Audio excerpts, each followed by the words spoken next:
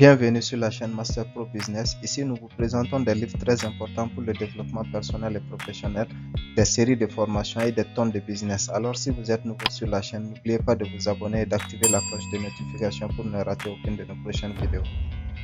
Salut les amis, bienvenue sur la chaîne Master Pro Business. Aujourd'hui, nous allons parler de la liberté financière et comment l'atteindre. Alors, si vous êtes nouveau sur la chaîne, n'oubliez pas de vous abonner et d'activer la cloche de notification afin de ne rien rater de nos prochaines vidéos. Avant de parler de la liberté financière, il faudra comprendre ce que c'est que l'actif et le passif.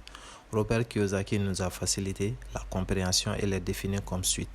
L'actif est tout ce qui fait entrer de l'argent dans votre poche. Et le passif est tout ce qui fait sortir de l'argent dans votre poche. Bien sûr, nous allons faire un cours spécifique sur l'actif et le passif afin d'apporter plus de compréhension possible. Dans notre vidéo précédente intitulée Avant de quitter votre emploi, nous avons défini 4 types de personnes et leur mode de fonctionnement. Aujourd'hui, nous allons la résumer afin d'apporter plus d'explications possibles pour ainsi atteindre la liberté financière. Le cadran du cash flow est un repère orthogonal à 4 côtés.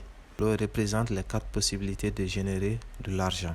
À gauche en haut, nous avons la partie des employés. Cette partie du cadran résume 95% de la population et je fais partie de cette catégorie à ce jour. Nous échangeons nos efforts et notre temps contre de l'argent. Si on ne travaille pas, on n'a pas de paye, sauf les congés payés ou autres permissions. Dans cette catégorie, l'objectif recherché est la sécurité de l'emploi. Nombreux étaient excellents en classe suite aux conseils prodigués par nos parents. Va à l'école, obtient de bonnes notes afin de décrocher un bon emploi dans une bonne entreprise. Ils travaillent dur pour obtenir un CDI, pensant que le CDI est leur assurance à vie. À gauche en bas, nous avons les travailleurs autonomes. Cette partie du cadran est composée en majeure partie par des tailleurs, des ouvriers, des pharmaciens, des dentistes, etc. Ici, les gens sont passionnés par un esprit d'indépendance. Ils gagnent certainement plus d'argent que les employés, mais tout comme eux, échangent leur temps et leurs efforts contre de l'argent. S'ils ne travaillent pas, ils n'ont pas de dû. À droite en haut, nous avons les détenteurs de grands business.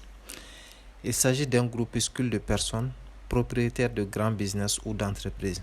Ces derniers mettent en place un système qui leur permet de générer de l'argent même s'ils ne sont pas forcément ou physiquement derrière la commande.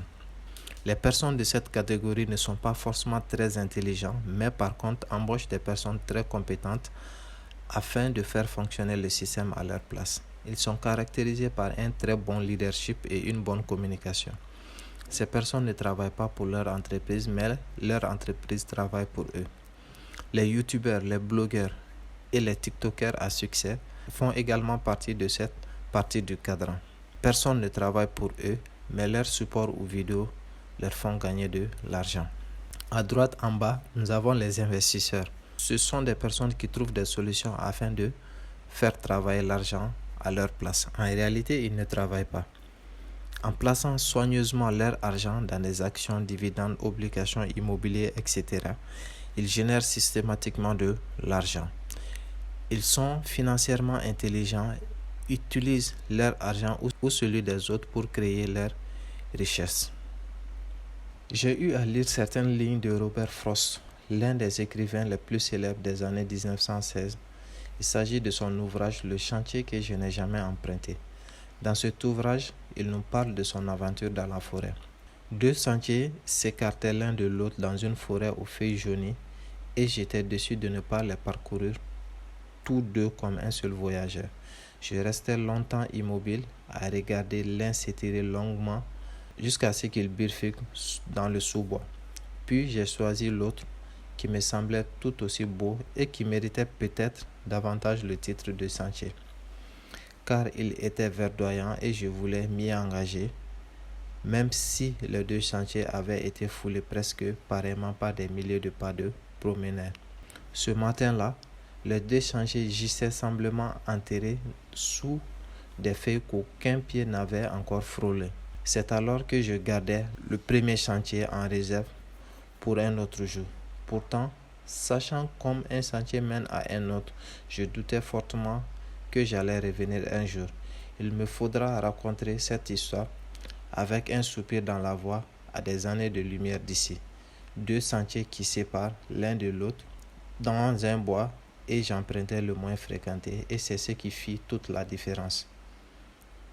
L'analyse générale de cet ouvrage nous démontre que 95% de la population se situe au niveau de la partie gauche du cadran et ont en leur possession 5% de leurs richesses, tandis que 5% de la population se situe à la partie droite du cadran et ont en leur possession 95% de leurs richesses. Ainsi, pour atteindre la liberté financière, il nous faudra cependant quitter la partie gauche du cadran et se positionner vers la partie droite du cadran, ce qui nécessite une véritable transformation ou métamorphose de la personne. Ainsi prend fin cette vidéo et si elle vous a été utile, n'oubliez pas de vous abonner afin de ne rien rater de nos prochaines vidéos. Allez, à très bientôt pour une autre vidéo.